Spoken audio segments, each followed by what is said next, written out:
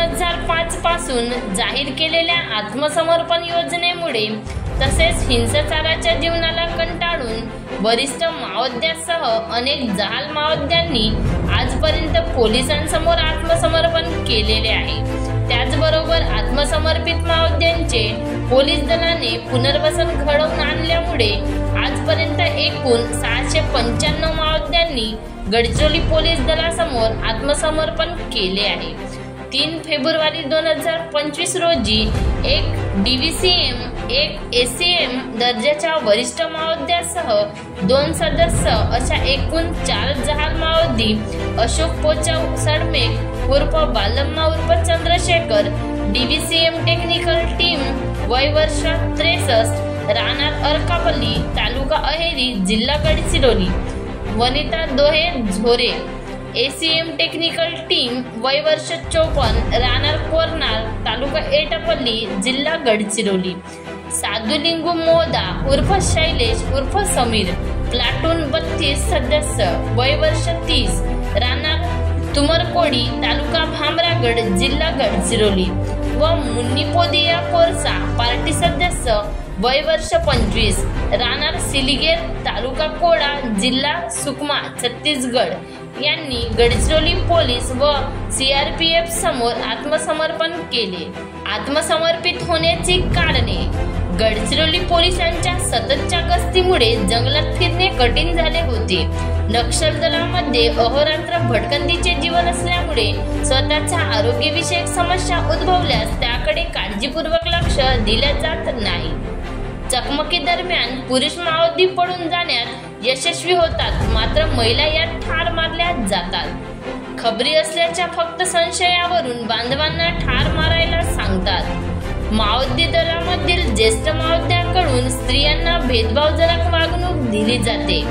दलमधील वरिष्ठ कॅडरचे माओवादी सांगतात की चळवळीकरिता जनतेकरिता पैसे गोळा करावे, प्रत्यक्षात गोळा केलेला पैसा ते स्वतःसाठीच वापरतात। जनतेच्या विकासासाठी हा पैसा कधीच वापरला जात नाही। वरिष्ठ माओवादी नेते फक्त स्वतःच्याच फायद्यासाठी गरीब आदिवासी युवक युवतीचा वापर करून घेतात। शासनाने जाहीर केलेले बक्षीस: महाराष्ट्र शासनाने अशोक पोचा सडमेक उर्फ बालम्मा उर्फ चंद्रशेखर यांच्यावर 16 लाख रुपयाचे बक्षीस जाहीर केले होते। महाराष्ट्र शासनाने वनिता दोहे झोरे हिच्यावर 6 लाख रुपयाचे बक्षीस जाहीर केले होते।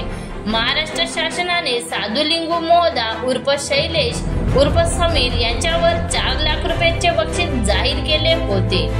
महाराष्ट्र शासनाने मुन्नीपोदिया कोरसा हिच्यावर 2 लाख रुपयाचे बक्षीस जाहीर केले होते।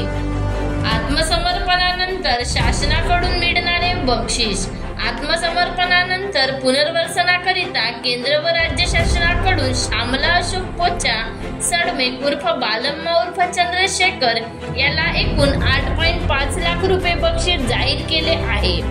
आत्मसमर्पणानंतर पुनर्वसनाकरिता केंद्र व राज्य शासनाकडून वनिता दोहे झोरे हिला एकूण 5 लाख रुपये बक्षीस जाहीर केले आहे।